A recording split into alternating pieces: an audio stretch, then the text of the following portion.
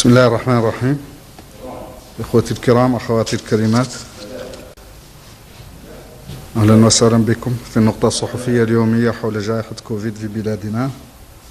وفيها في هذا اليوم 27 حالة جديدة، كلها حالات مجتمعية، كما فيها 42 حالة شفاء، ولله الحمد 0 وفاة. وهكذا يكون عدد الحالات إجمالا وصل إلى 16635، من بينها 8993 من المخالطين، و188 من الحالات المستوردة، والباقي حالات مجتمعية. أما حالات الشفاء فوصلت إلى 15676، في حين أن الشهداء عددهم 422، ليرحمهم الله جميعا.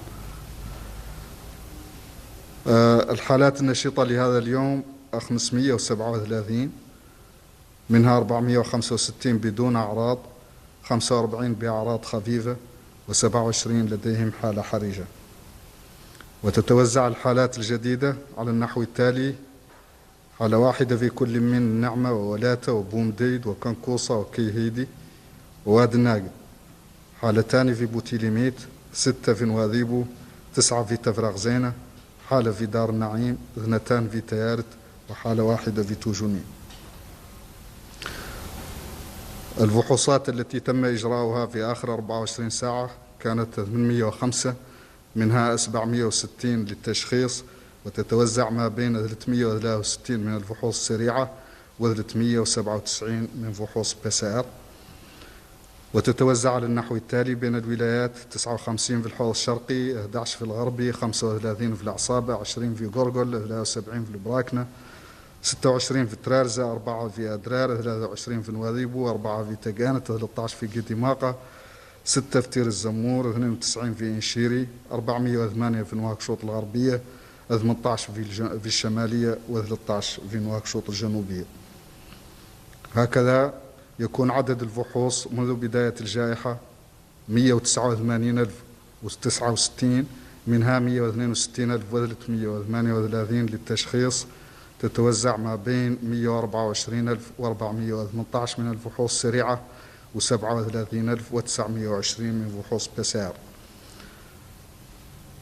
أما حالات الاستشفاء فعددها اليوم 15 حالة تم إدخالها للمستشفيات في آخر 24 ساعة، منها 9 حالات خفيفة و6 في حالة حرجة، كما تم إخراج 4 أشخاص من المستشفيات. ويتوزع المحجوزون في المستشفيات على النحو التالي: 2 في مستشفى زويرات، 1 في مستشفى كيفا، 1 في مستشفى سيليبابي، 2 في مستشفى كيهيدي، 3 في بوتيليميت. في مستشفى التخصصات الطبية حالة خفيفة و5 حالات حرجة. في مستشفى الأمومة والطفولة حالة واحدة حرجة. في مستشفى الصداقة 6 حالات خفيفة و2 حرجة. في مستشفى الوطني 15 حالة خفيفة و11 حالة حرجة. في مستشفى الشيخ زايد 12 حالة خفيفة و6 حرجة. وفي مستشفى أمراض القلب حالتان خفيفتان و2 حرجتان.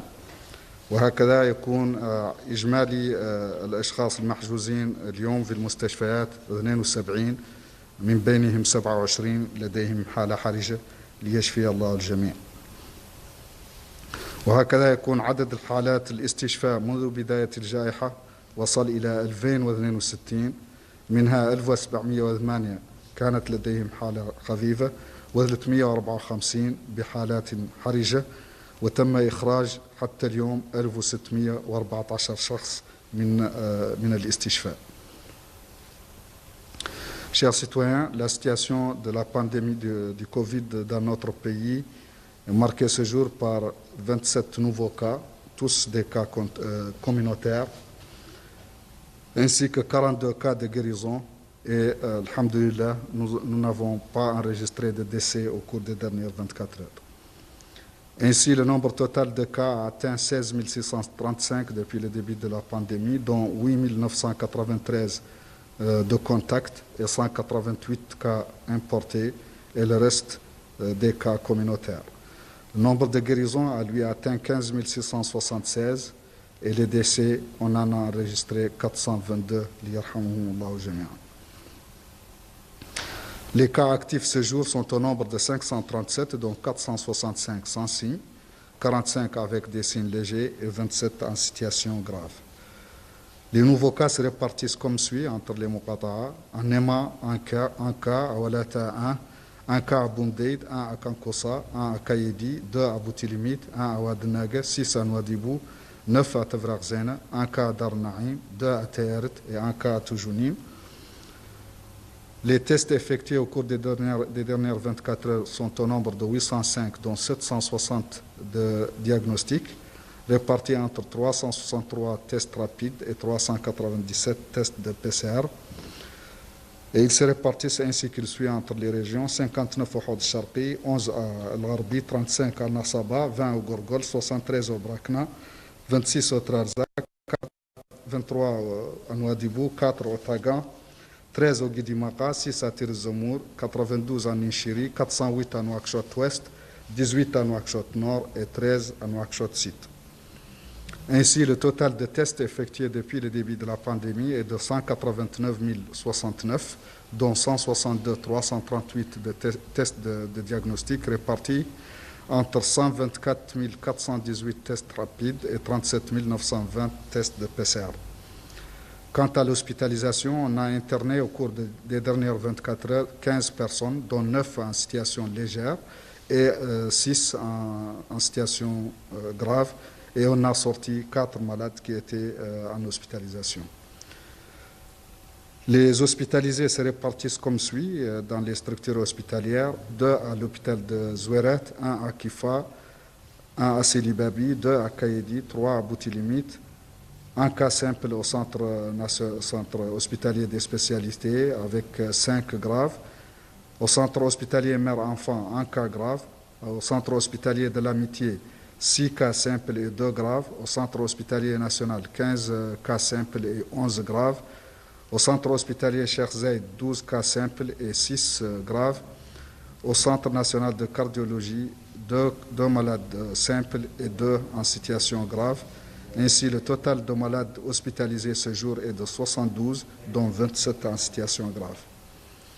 Ainsi, le cumul d'hospitalisation depuis le début de la pandémie a atteint 2062, dont 1708 étaient avec des signes légers et 354 en situation grave. Et jusqu'ici, on a sorti 1614 malades hospitalisés après guérison. Sur ce, je vous remercie et à demain, Inch'Allah.